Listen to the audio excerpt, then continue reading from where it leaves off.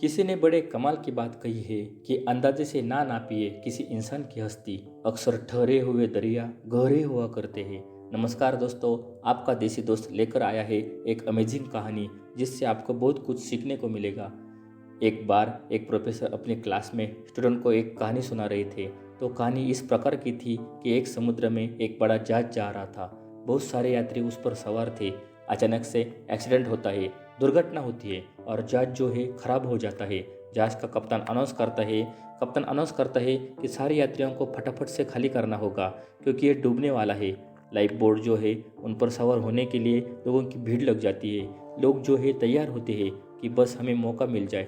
लगभग सारे यात्री सेफली किनारे तक पहुंच भी जाते हैं और उसकी टीम भी आती है। लेकिन एक अंत समय आता है जब जहाज डूबने वाला होता है और सिर्फ एक ही लाइफ बोट बची होती है। लेकिन जहाज पर जो व्यक्ति थे, दो व्यक्ति थे।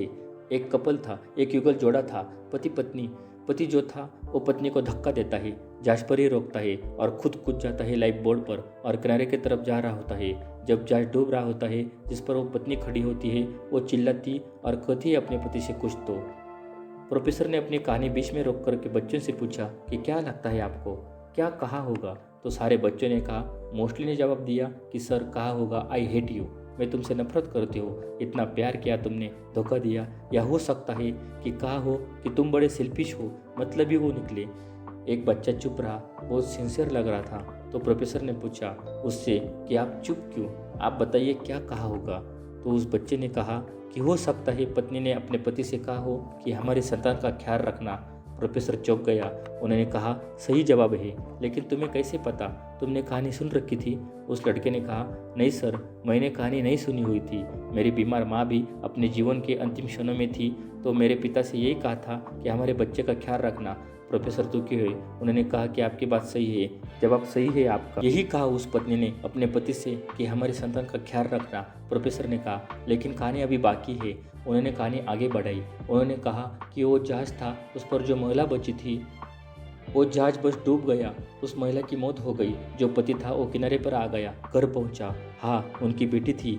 उस छोटी बच्ची का लालन पालन किया, उस संतान का पालन पोषण किया, उसे पढ़ाया लिखाया, उसका विवाह करवाया। और समय का चक्र है, उस व्यक्ति की भी जान चली गई, उसकी भी मौत हो गई। जो बेटी थी वो एक दिन अपने घर पर मायके में आई हुई थी और घर की साफ सफाई कर रही थी, सामान जो है सारा देख रही थी। तब अलमारी में उसे एक डायरी मिलती है जो कि उसके पिता की थी और उस डायरी के अंतिम पेज पर लिखा होता था कि मुझे क्षमा करना, मैं उस समय समंदर में तुम्हारे साथ समा जाना चाहता था, लेकिन चाहकर भी मैं ऐसा नहीं कर सका। मुझे कठोर निर्णय लेना पड़ा। हमारे संतान को पालना पोसना आवश्यक था, इसलिए मैंने तुम्हें वही छोड़ करके खुद की जान बचाना मुनासिब समझा। मुझे मालूम था कि तुम बीमारी से ग्रस्त हो, कुछ दिनों में वैसे भी तुम ये दुनिया छोड़कर जाने वाली थी। ऐसे में मुझे यह कठोर निर्णय लेना पड़ा, वरना मेरा यकीन मानो मैं तुम्हारे साथ समुद्र में उसी पल समा जाना चाहता था। तुम्हारे बिना मेरे जीवन का कोई अर्थ नहीं है। बेटी जब ये पढ़ रही थी तो वो रोती चली जा रही थी।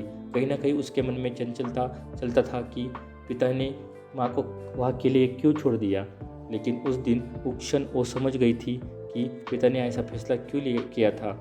इस जीवन में बहुत सारी बातें सही गलत से ऊपर है। बहुत सारी बातें बहुत कॉम्प्लेक्स होती है, बहुत जटिल होती है, जिन्हें समझ पाना बड़ा मुश्किल होता है हमारे लिए। और हम में से काफ़ी लोग बस तुरंत रिएक्ट कर देते हैं, बात बोल देते हैं, सोचते नहीं है, विचार नहीं करते, इमीडिएटली रिएक्शन देते हैं। आप ऐसे करते रहेंगे तो लोगों को खोते रहेंगे। प्रतिक्रिया देना बंद कीजिए, लोगों को जज करना बंद कीजिए, लोगों से प्यार करना मोहब्बत करना शुरू कीजिए।